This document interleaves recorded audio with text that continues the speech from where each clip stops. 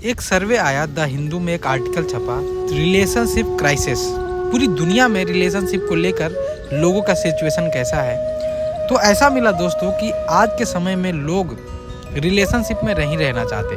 पहले combined family हुआ करती थी, लेकिन आज के समय में सिचुएशन ऐसा हो गया है कि न्यूक्लियर फैमिली को लोग ज़्यादा प्रीफर कर रहे हैं। लेकिन पहले का कॉन्सेप्ट ऐसा नहीं था। तो पहले का कॉन्सेप्ट ऐसा नहीं था तो उसका फ़ायदा क्या था और नुकसान क्या था। सबसे बड़ा फ़ायदा तो ये था कि लोगों के अंदर सिविक सेंस बरकरार था, लोग सोशल थे, लोगों के अंदर इमोशन था।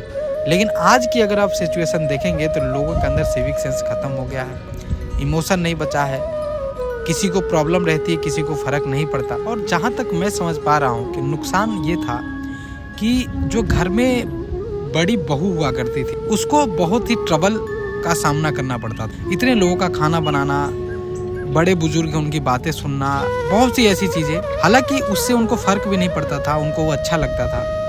अच्छा कहूँ या ये कहूँ, ये मानूँ कि उन लोगों ने अपनी नियति को एक्सेप्ट कर लिया था कि हमारी नियति ऐसी है, हम पैदा ही इसीलिए हुए हैं। तो कहीं ना कहीं अब वुमेन्स अब फ्रीडम की डिमांड करती हैं कि भाई हमें फ्रीडम चाहिए। ये भी एक रीज़न है कि लोग सेपरेट रहना चाहते हैं, लोग न्यूक्लियर फैमिली में रहना चाहते हैं। अब न्यूक्लियर फैमिली में भी लोग नहीं रहना चाहते। अब का सिचुएशन ऐसा है कि लोग कहते हैं भैया सबसे बढ़िया लाइफ ये है कि शादी ही मत करो।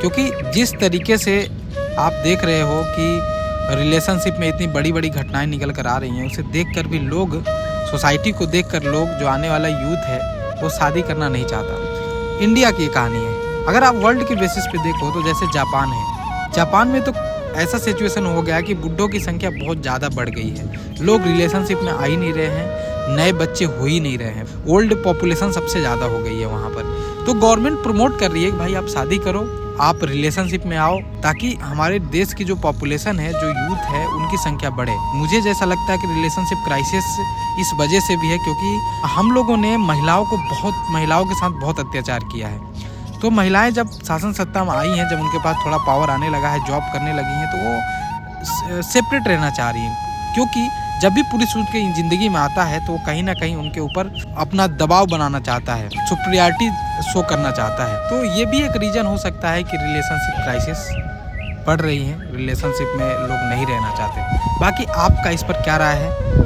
पहले की लाइफ में और आज की लाइफ में, आज का सोशल लाइफ और पहले की सोशल लाइफ में आपके हिसाब से क्या डिफरेंसेस आई हैं? कमेंट सेक्शन में अपनी राय साझा करें। जय हिंद, वंदे मातरम।